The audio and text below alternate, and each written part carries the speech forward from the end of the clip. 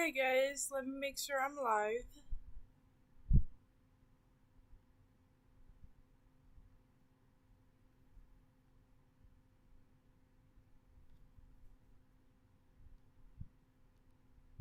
It's okay.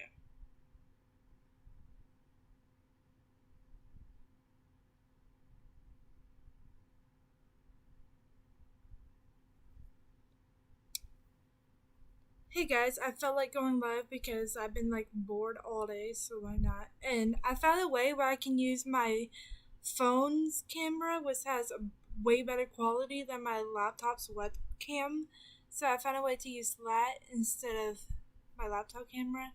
So yes, I'm still going live off of my laptop, but I just have my phone's camera has the webcam or whatever you want to call it.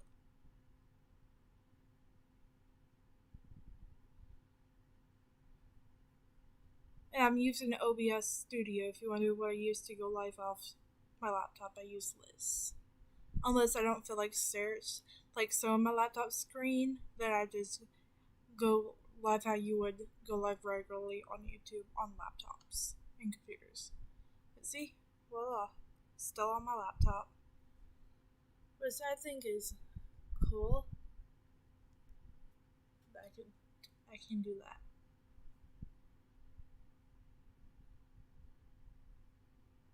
But I'm actually gonna hide the screen because I haven't chosen videos to watch yet.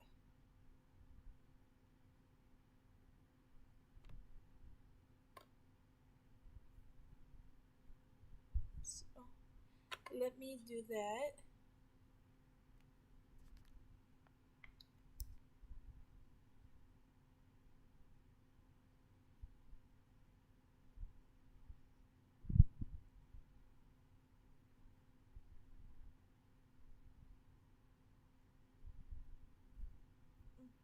Okay, I'm feeling like I have to burp. Okay.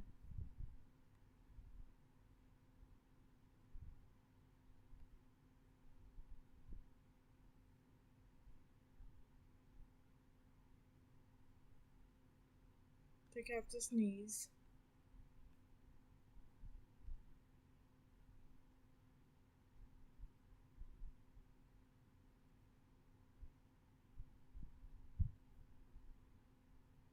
Never mind, it passed. Whew.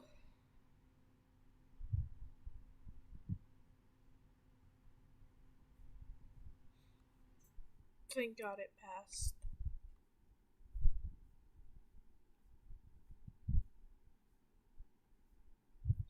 I didn't really feel like sneezing.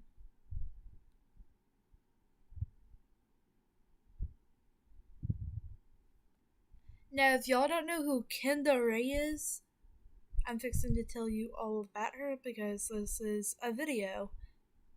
Or there's a video that I want to watch from her. But on her YouTube about description, she has, "Hey, my name is Kendall Ray. Welcome to my channel. This channel is all about free thinking, interesting topics, true crime, unsolved mysteries, politics, world travel, space, and also exploration, history, astrology, strange incidents slash phenomenon, and a little paranormal activity. Basically, I like to make people think. Everyone is welcome on this channel as long as you are open minded."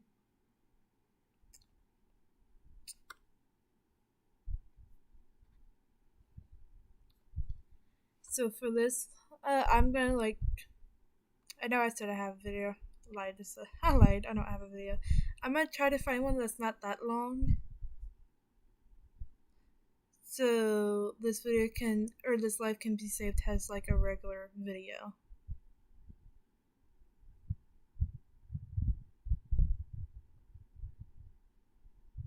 So let's do.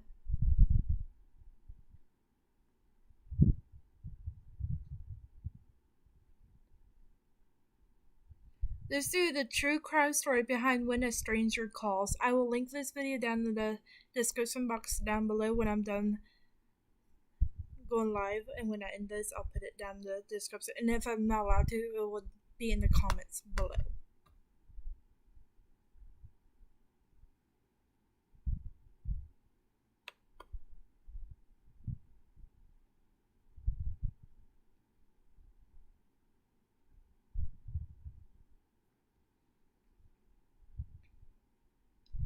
Let me just turn the laptop screen back on. Voila.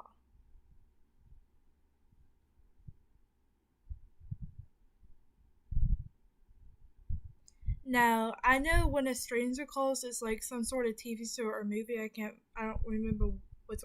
I think it's a movie.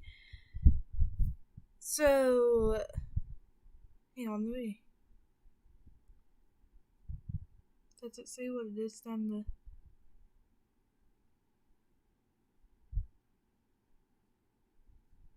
No, it does not. I don't know. But I believe it's a movie, and I've been meaning to watch that. I just have never got a chance to.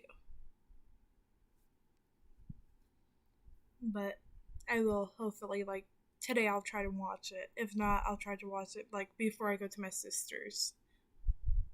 Which I texted her yesterday and asked her when she's coming to get me. She says she doesn't know. She said Friday of last week when I texted her and asked her if I can come down there. She said, "Let me know, so come and get me in a couple of days." It's been a couple of days, so I texted her yesterday and was like, "Do you know yet?" And she's like, "No, I don't know yet. Sorry, it depends on how long you want to stay." And I said till Saturday of next week, and then there was no text message received back after that. So, fucking fantastic, because I just want to know when I'm leaving, and I have a feeling that she's gonna wait to let me know until the actual days come out. I'm not gonna have like a fucking bag packed to go. I'm gonna be like so not ready to go. I'm gonna be like, well, you fucking waited till the last second to tell me when you were coming to get me. And if it surprised me, you shouldn't really surprise me, because still, even then, I'm still not gonna have a backpack because I won't know, because it was a fucking surprise. That's the point of surprises. I do love surprises. It's just these kind of surprises where I have to be ready for something, and then someone just surprises me with something like this. Those surprises I fucking hate. Excuse my profanity and all this life, but today I feel like letting out a couple of thousand cuss words because I'm pretty mad at my sister. She doesn't know that I'm mad at her, I don't think, because I haven't given her any like I didn't put in any text messages, so I sent her where she could read between the lines and tell her I'm mad at her, that she's not letting me know when she's coming to get me. If she watches this live, she's gonna know I'm pissed at her. But she doesn't watch my YouTube videos. I know that for a fact. Because number one, she's not subscribed to me. I know too. She would probably send me fucking screen recordings of her making fun of me. I know her, so yeah. But sorry for the long intro. Let's get this video on the way. Unmute my laptop.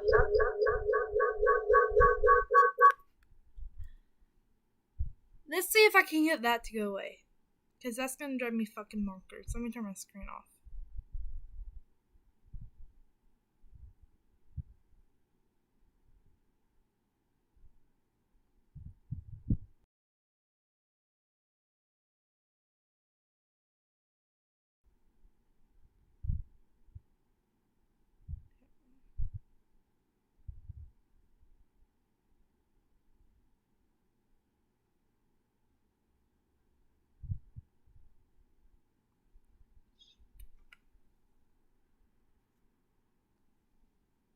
Hello?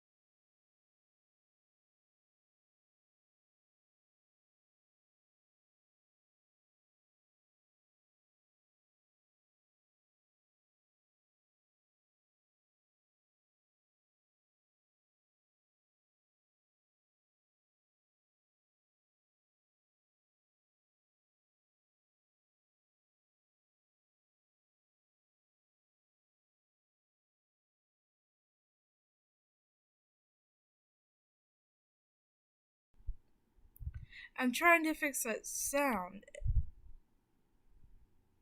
and it's not like working with me.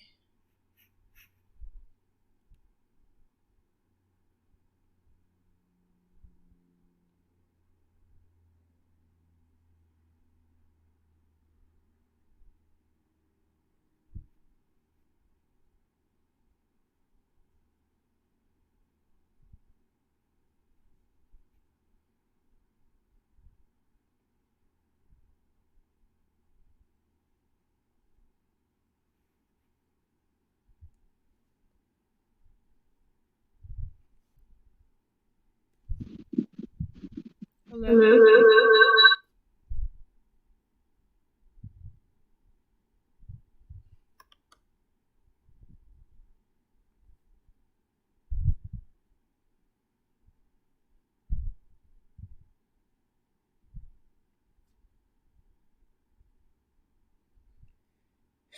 Guys, this is gonna drive me insane.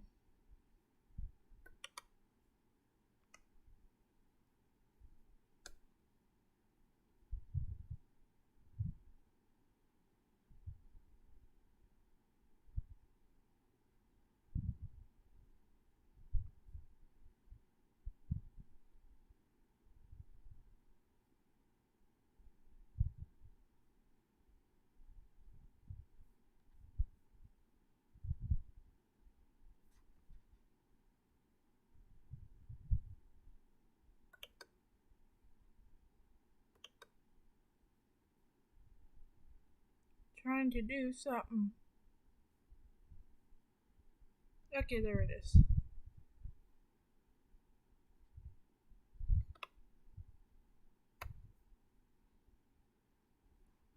Hello? Hello?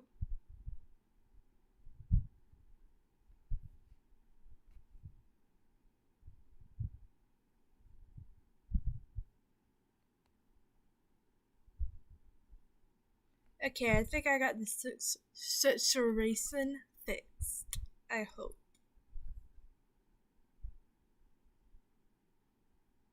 I'm praying to God, I hope I got it fixed.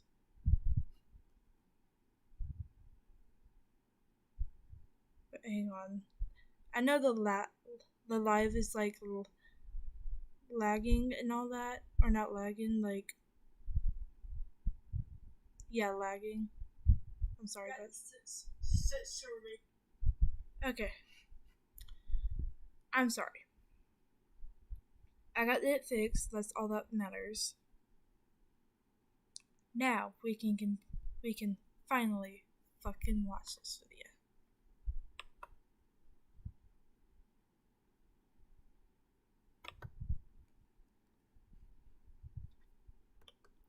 I hope I found mute site.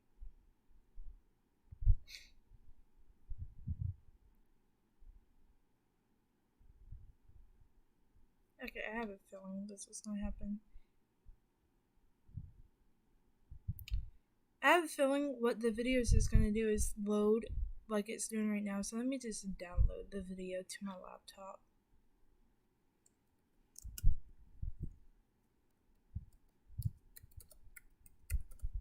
Because I know a way to download YouTube videos.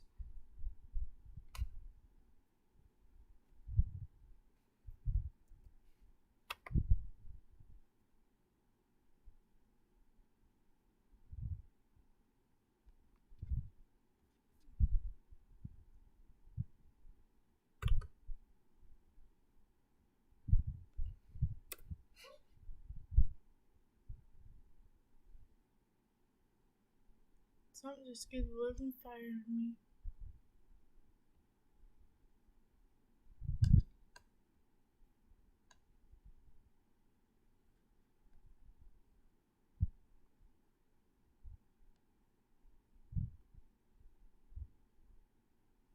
Okay, I'm sorry for like the interruptions after like the interruptions.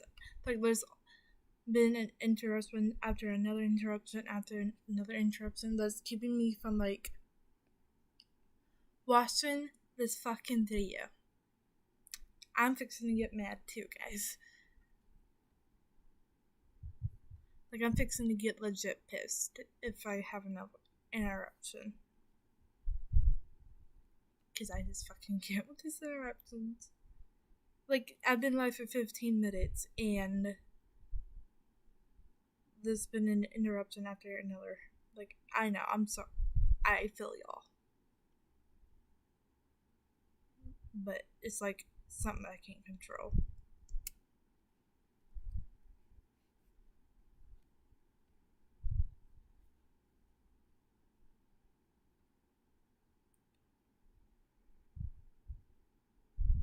Okay. I think we're ready. Okay, no more interruptions, I hope. Oh, wait. Might help if I show y'all the screen.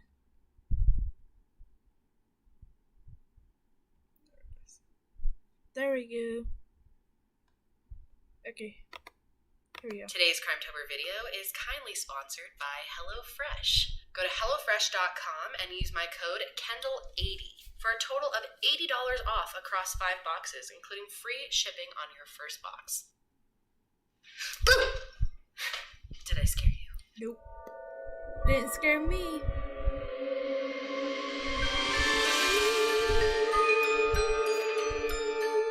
Happy Halloween, friends, and welcome back to the final episode of Crimetober. If you're watching this video on the day that it is uploaded, it is Halloween, which I'm not sure how Halloween will be because it's 2020 and everything's messed up right now, but I hope you guys have a safe and spooky Halloween. And if you're late to the party and watching this in November or December or next year, you can pretend it's Halloween. I won't tell anybody. So I'm sure many of you have seen the movie When a Stranger Calls. There's an older version of this movie and then there's a much newer one. Personally, I've seen the older one, and if you haven't seen the movie, I'll give you a quick rundown. Basically, There's a babysitter at this house, and while she's babysitting, she keeps getting calls from a stranger, and they keep saying,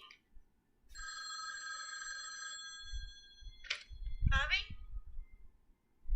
Have you checked the children? What?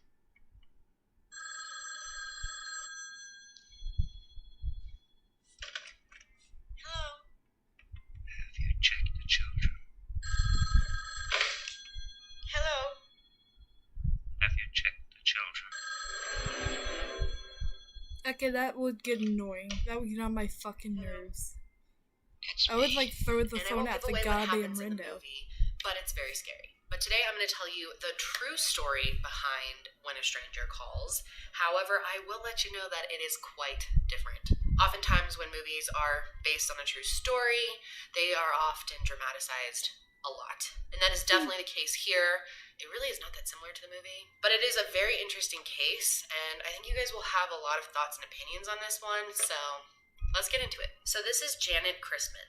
She was born on March 21st, That's a 1936 bad quality in Boonville, photo. Missouri. She was the oldest daughter of Charles and Luna Christman, and she had a younger sister named Rita Christman Smith, Yes, I'm and thinking also a newborn Abigail. sister named Cheryl Christman.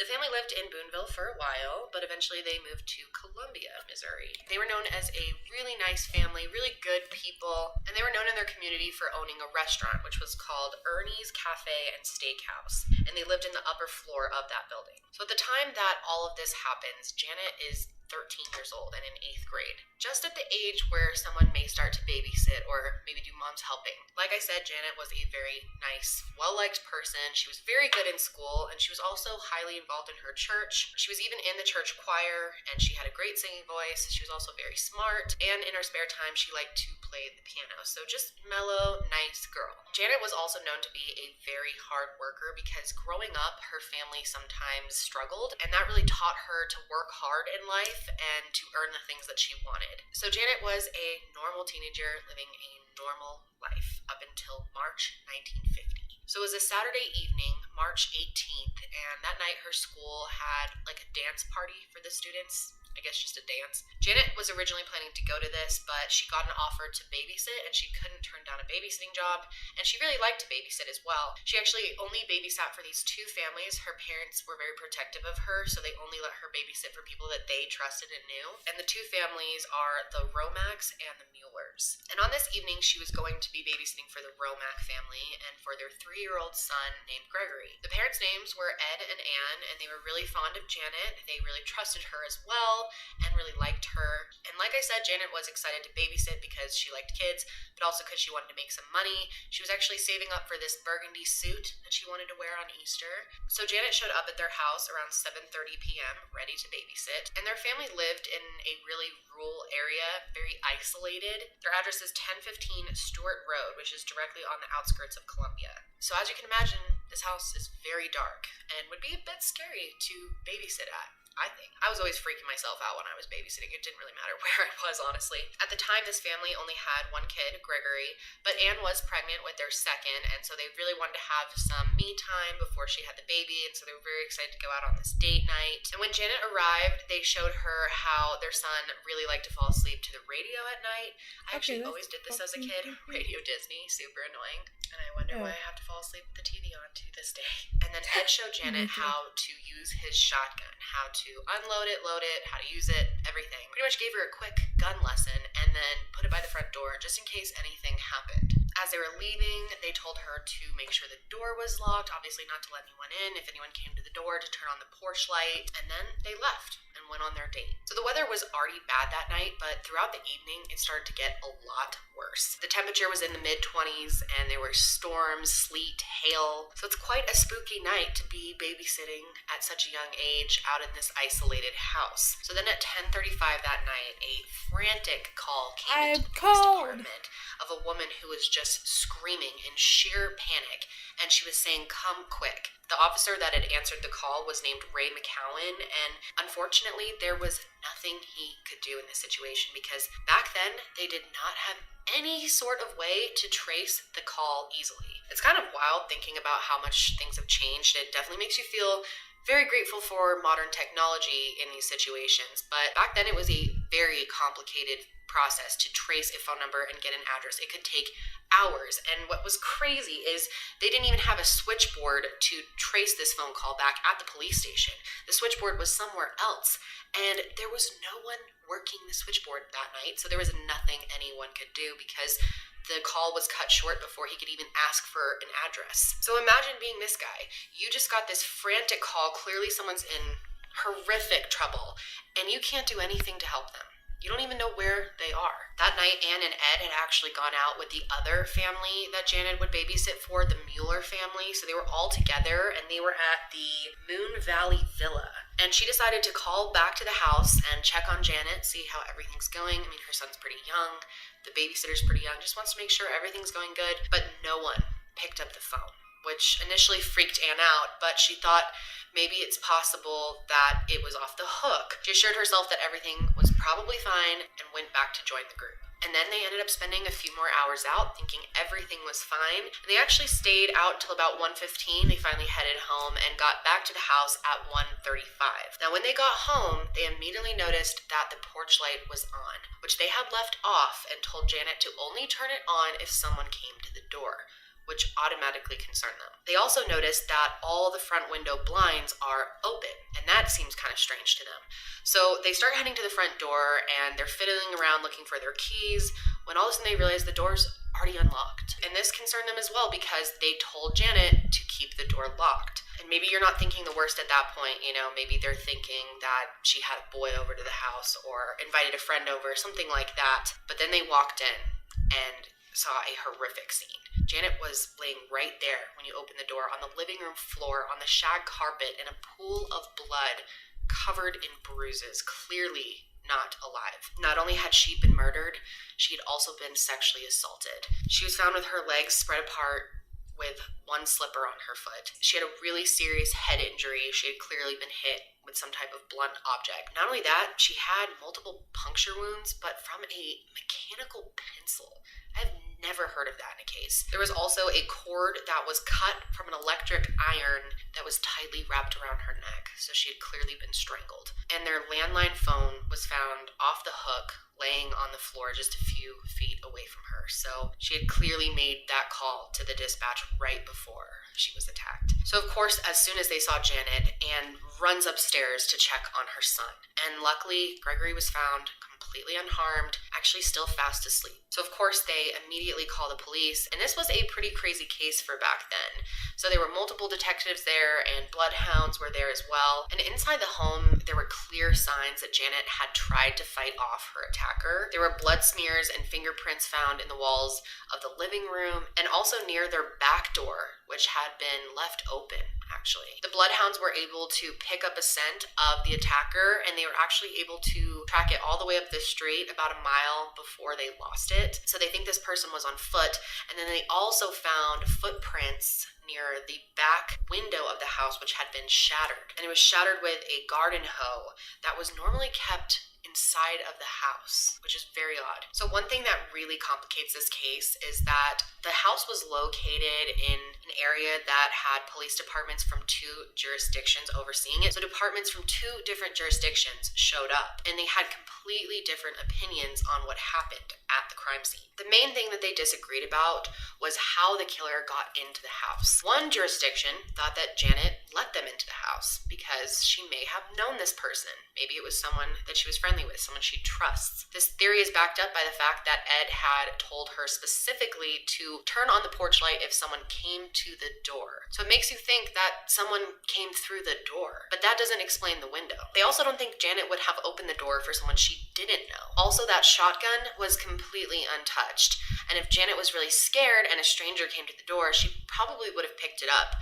So chances are it was someone she knew, and they attacked her in a surprise way. The cord that she was strangled with was cut from an iron that is normally stored in the sewing room, and that's also where the pair of scissors were taken from. Police thought that this was strange, that the person knew exactly where to get the items that they need within the house. It made them think that maybe they were familiar with the house and maybe someone that the family knew. But the problem with this theory is there was a piano right underneath that window, and it had just been shined and waxed. It was in really good condition, and it didn't look like anybody had walked on it. There weren't any smudges, there weren't any dents, there weren't any fingerprints. I mean, nothing. The piano seemed kind of untouched, and you would have to get on the piano in order to get out of that window. Some people think that that window was actually smashed on purpose to make it look like someone had entered in through that window, and that they even put a garden hoe next to the window to complete the scene. And this could have been done to throw the police off, maybe deter them from collecting evidence from the front door area. I mean, it's a possibility that this was staged, but some people think that the killer did enter through the window. So you'll have to let me know what you guys think on that one. But because these 2 jurisdictions could not agree on what had happened,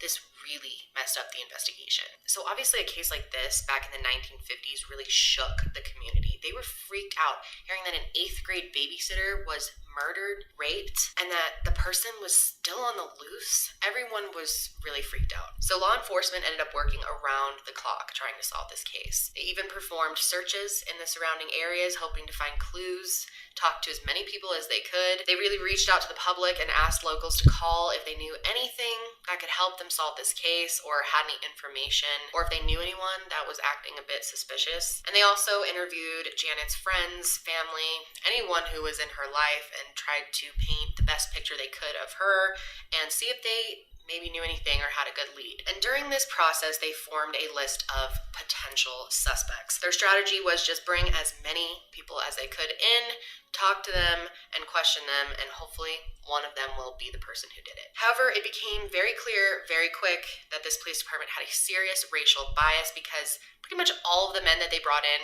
were black. And they didn't even have a good reason for bringing most of these people in. For most of them, it was just because they were black. So this whole process was pretty fucked up, and it didn't really lead anywhere. So for the most part, nothing like this had really happened in this town, nothing this bad, except for 4 years earlier, there was another girl who was murdered and raped pretty much the same way that Janet Janet was. Her name was Mary Lou Jenkins. She was also home alone, and she was only a mile away from the house that Janet was babysitting at. And it was pretty much the same situation. Her mother came home, opened the door, and found her daughter sprawled out on the living room floor, dead. And she was also strangled with an extension cord. And it was around this time that a man named Floyd Cochran, who was a 35-year-old trash man, was arrested for savagely murdering his wife. Once police found out about what he did to his wife, they took him into custody, and he willingly admitted that he did it. And given the timeline, the Boone County investigators figured that there was a good chance that he killed Mary Lou as well. So they interrogated him for over 10 hours, and they claimed that he made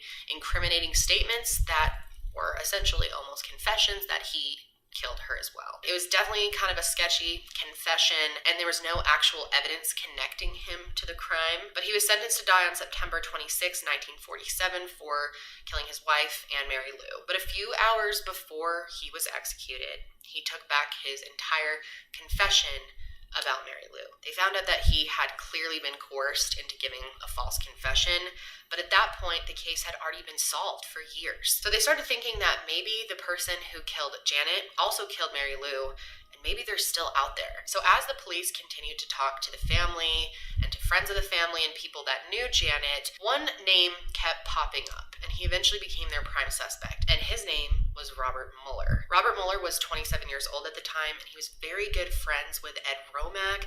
They went all the way back to high school, so he would definitely be someone that is familiar with their house. Robert had served in World War II as an Army Air Corps captain, and he later returned to Columbia, Missouri, and looked after his father's restaurant, the Mueller Virginia Cafe. And one thing that pretty much everyone they talked to said about Robert is he was known for carrying around mechanical pencils. But when they talked to Ed and Ann, they both said that Robert was a bit of a creep. Ed said that Robert had mentioned to him several times some creepy sexual stuff, including the fact that he wanted to have sex with a virgin. And obviously Janet knew Robert as well because she babysat for the Mueller family. And Ed said that Robert had actually made comments to him, very inappropriate comments, about Janet's body. Keep in mind, Janet was 13 or younger when he made those comments. Also, Anne had told Ed several times that she just felt uncomfortable around Robert, that he was creepy. And if that doesn't make you feel weird enough about him, he was also a part-time tailor. So it's kind of interesting that the killer used an ironing cord and scissors from the sewing room. And then Anne told police that the day before Janet was killed, Robert had come over to her house to help her fit a dress. And she was very, very uncomfortable after this because she reported him lightly touching her breasts and kind of grazing over her and fondling her essentially, but trying to not be obvious about it. Anne even said to police that she described Robert as a man who used his hands, not his words. And on the morning of Janet's death, Robert had actually called her and asked her to babysit his kids that night, but she declined because she was babysitting for the Romack family already, but he knew that she was going to be at the house. But you're probably wondering, how could this be possible? Because Robert was with the Romack family. They were at a party, so there were plenty of people around, and it really wouldn't be that obvious if he just slipped away. And then they found out that hours into the party, he did slip away for 2 hours, and he told some people that he was going to go talk to a doctor that was going to tend to his son in the middle of the night. So they went to the dude's doctor, and they found out that he did not meet up with him that night. So this is making Robert look pretty sus. But he managed to make himself look even more suspicious because the morning after Janet was murdered, he called Ed and asked if he could come over to the house and help him clean up any of the blood or the crime scene, which might seem like a nice, friendly thing to do, but here is the problem. He was not even told that Janet was murdered. Nobody was. The only people that knew about it so far at that time were the Romacks and the police. Ed thought this was very strange, and so he decided to talk to him further about it. And get this shit, Robert started telling them his theories as well. He said that it's very unlikely that someone came in through the window. He thinks it was someone that Janet knew, someone that she was friendly with and trusted, and that she probably let them in herself. He specifically said that the easiest way for someone to get in that house would be to come to the door and say, "Hey, Ed sent me over here to get some poker chips." And if it was someone that Janet knew or thought that the Romacks knew, that she would just let them in. So all this circumstantial evidence is pretty overwhelming. It seems very obvious that Robert did it. So in May of 1950, they compiled all the evidence they had against him, and went to his house. But rather take him into custody for a proper interrogation, they decided to take him out to a local barn. It was way out of city limits where no one could hear, and they interrogated him all night. After talking to him, they were still very suspicious of him, and he agreed to take a polygraph test. So he was transported to the state capitol where he took the polygraph test, and he did pass. But here's the thing. Lie detector tests are not reliable completely. They can work, but also sometimes they just don't work, and there's ways to trick them, especially back in 1950. Polygraph tests have improved a lot since then, and it's quite possible that he was able to just mislead the machine. But because he passed the lie detector test, the police decided they had to let him go. But they ended up bringing all the evidence to a judge, and after the judge looked over it, they arranged a grand jury to investigate his case. However, because the two jurisdictions had completely different ideas of what had happened that night, the jury was presented both theories, and essentially they couldn't decide. And because of this, Robert Mueller was never charged. And not only that, he sued the police. He lost, but still. Afterwards, he relocated to Tucson, Arizona, and in 2006, he passed away at 83 years old. And he never served any time for Janet's death, even though it's pretty obvious it was him. Unfortunately, in the 80s, Anne passed away, and Ed got remarried, but he also passed away in 2016. Luckily, Gregory was unharmed that night, and he grew up to be a successful person, and he ended up settling down in Alaska. The Chrisman family was devastated, not only that they lost Janet in such a horrific way, but that there was never justice for her. And now it's been over 70 years, and we still have no justice for Janet. Pretty much everyone in the situation believes that it was Robert Mueller, including the Romack family and Janet's family, but they will probably never get that justice and will never get the answers as to what really happened that night. It's very, very sad, and it makes me wonder if they could just have come to an agreement on what could have happened in that house and presented one solid theory. Would they be able to get Robert behind bars even if the theory ended up being slightly off? I mean, it's a complicated situation. I understand it's hard, and both theories are possible, but it's just so sad that because one couldn't be agreed upon, that justice was never served. It kind of blows my mind. So yes, this was the case that inspired the story of When a Stranger Calls. Of course, I want to know your thoughts on this case, so be sure to leave your opinions below. And that is it for Crimetober 2020. I will be back in November with my regular true crime content. I really hope you guys enjoyed Crimetober. Thanks for being so cool about not doing Freak Week this year. This was so much better for my mental health. I feel like the videos turned out better. You guys seem to like them better, so I am super happy that I did that. But before I go, I wanted to tell you a bit more about today's sponsor, which I am so excited.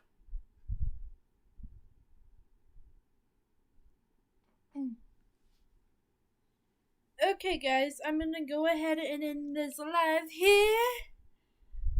But if you're watching this back later, sorry about the long intro. You can skip ahead. Or wait. Y'all not gonna see this part until the end of the video, so it doesn't really matter if I say it.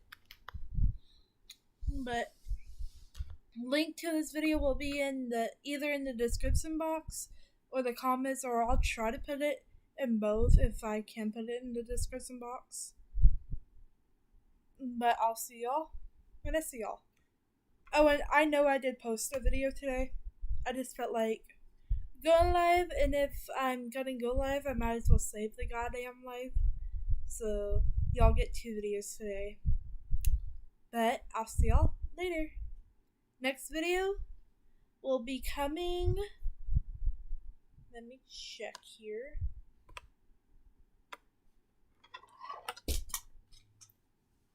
Yeah, y'all fell. Can't reach y'all.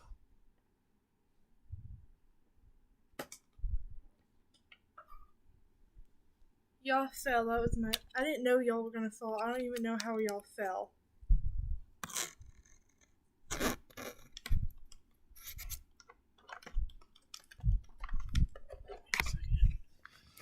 Oh, I see how y'all fell.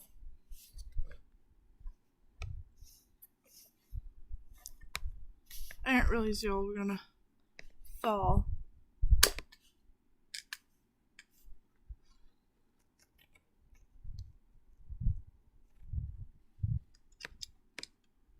trying to set y'all back up.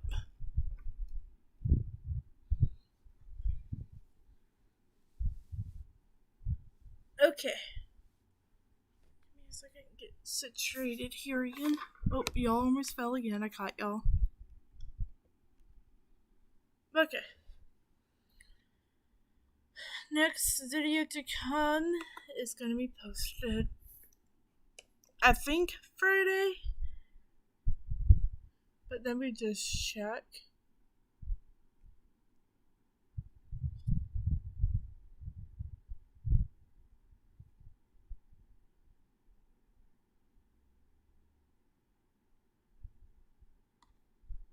Okay. Sorry, computer's being slow.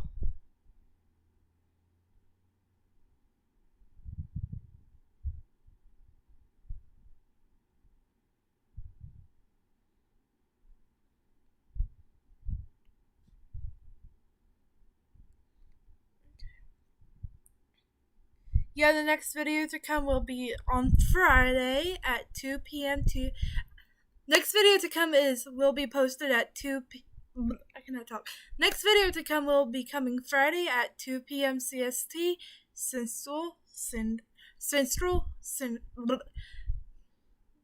I cannot talk today. The next video to come will be posted Friday at 2 p.m. CST, Central Standard Time. And then after that is another video coming November 21st, and that's Sunday at 2 p.m. CST, Central Standard Time. And then Wednesday, November 24th at 2 p.m. CST, Central Standard Time. And then another video will be posted whenever I get back and have time. Whenever I get back from my sisters and I have time to film a video and post it and all that. So, TBD on the next video.